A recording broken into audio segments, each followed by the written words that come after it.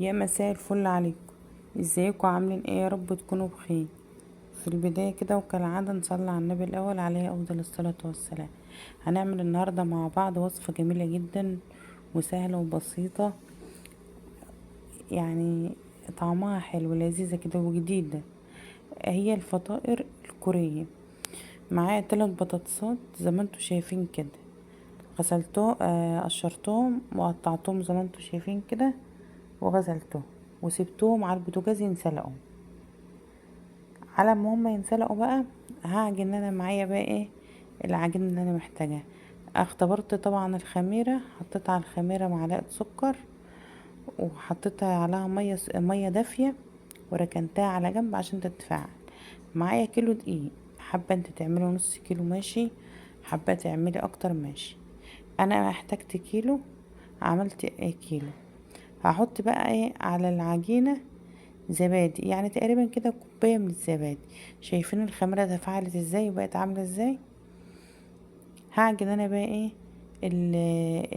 المكونات دي، وهرجع تاني احط ايه، هسيح زي مثلا 3 معالق زبدة كده، وهضيفهم على العجين واعجنهم وهركنهم كده على جنب. طبعا احط رشة من الملح ورشة من السكر، احنا حاطين السكر على الخميرة كده. عجنت العجينة بتاعتي تمام، غطيتها وركنتها على جنب عشان تخمر. هجيب انا البطاطس معايا وهرسها في هرسة البطاطس كده، وهحط مايونيز عليه 3 معالق كبار مايونيز. ولعلمكم المايونيز هو اللي هيخلي معانا الوصفة دي جامدة. 3 معالق مايونيز زي ما انتوا شايفين كده، وهقلب. والمكون التالت هنحط جبنة موزاريلا معاها. كتري بقى في الجبنة الموزاريلا كده عشان تسيح في قلب الفطيرة جوا كده.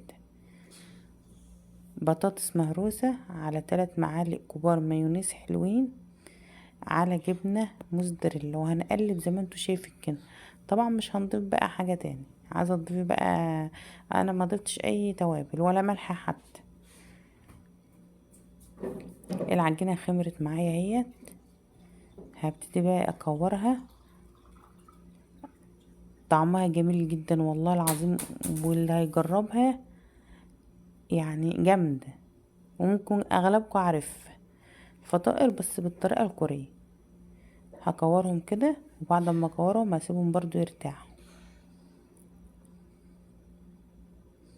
عملت معايا 5 وواحدة كبيرة كمان اكبر.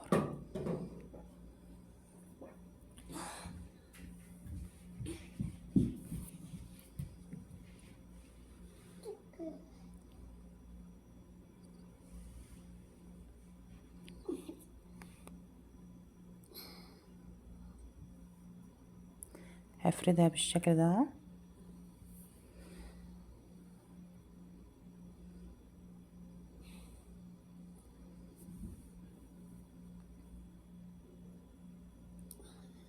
بالسم كده كده.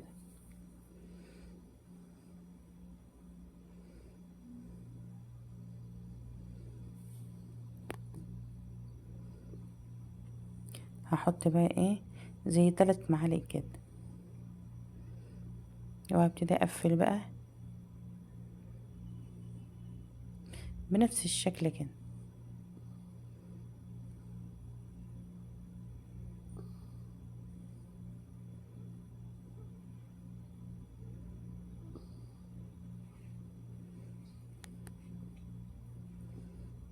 طبعا كل ما بتضغطي بايدك كده بتوزعي الجبنة جوه والبطاطس في قلب الفطيرة كلها.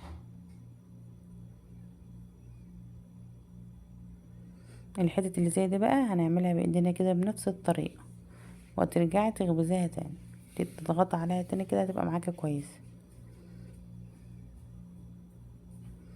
بس خلاص كده.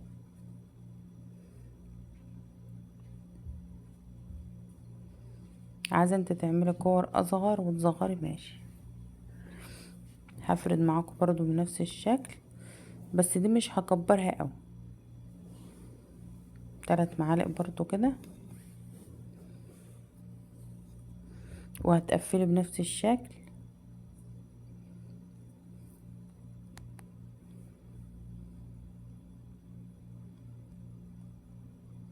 وهتفردي برضو بنفس الطريقة،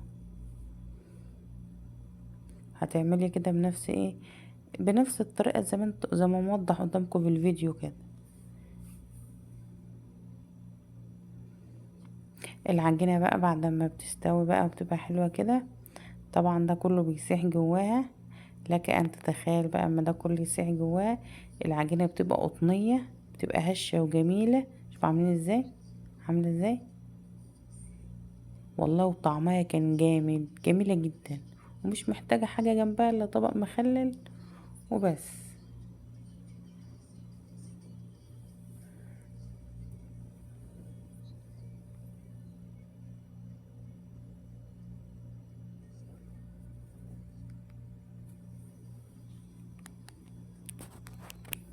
انا اول واحدة كنت انا عملتها، وقلت اما طلعت يعني قلت اوريها لكم يعني، لان انا بسوي على طول على الطاسة بنفس الشكل كده. ايه رأيكم في الشكل؟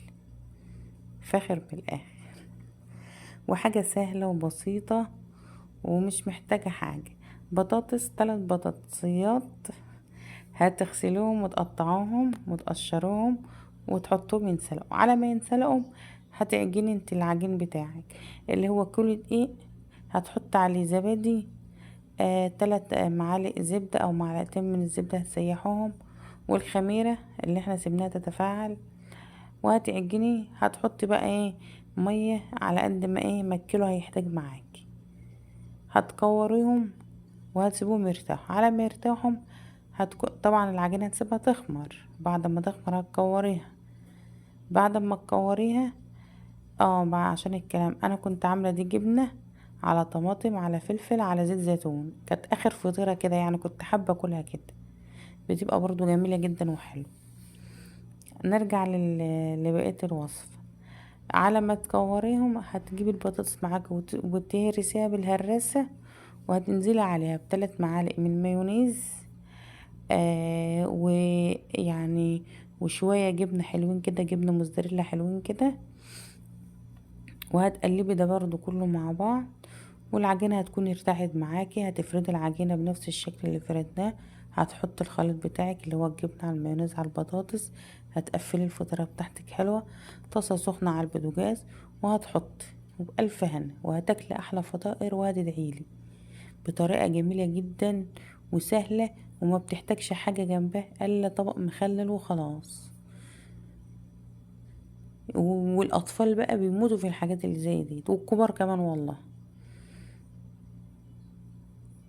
جربوها وان شاء الله هتعجبكم، ولانها سهلة وجميلة ومكوناتها يعني مش محتاجة. شايفين بقى انا كنت اشوف مليانة الحشوة من جوه، الحشوة مليانة، والعجينة ذات نفسها هشة قطنية. بص يعني والله طعمها جامد. شايفين بقى الحلاوة.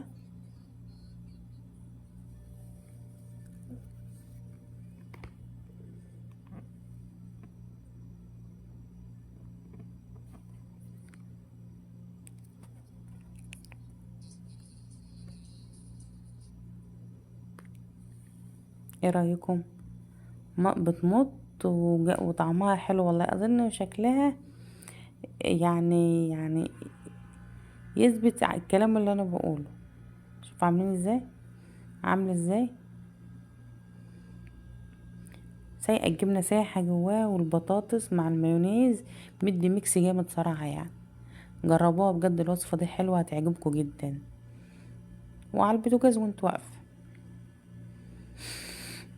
قولوا له رايكم في الكومنتات، ولو لسه ما عملتش اللايك اعملي لايك وقولي رايك في الكومنتات رأيك بجد بيشجعني. ولو بتتفرج عليا ولسه ما اشتركتش في القناة، اشتركوا في القناة وفعلي زر الجرس عشان يوصلك كل جديد. وطبعا انتوا شفتوا الفطيرة الأخيرة اللي هي طلعت بالجبنة وال... والفلفل والطماطم، جميلة وطعمها كان حلو. وشايفين الجبنة دي بتمط ازاي، ومن جوه عاملة ازاي، قلبها مفتح وقطنية وجميلة. اظن الفيديو واضح. جربوها تعجبكم ان شاء الله، وربنا يحسن ما بين ايديكم يا رب. واتمنى الفيديو يكون عجبكم. شايفين الحلاوة وشايفين الفطائر، وكاتشب بقى كده وطبق مخلل وبألف هنا. شايفين جميلة جدا والله بجد، وما بتحتاجش وقت والله، في ثواني. هستنى رأيكم في التعليقات، قولوا رأيكم بجد، رأيكم يهمني. في رعاية الله، مع السلامة.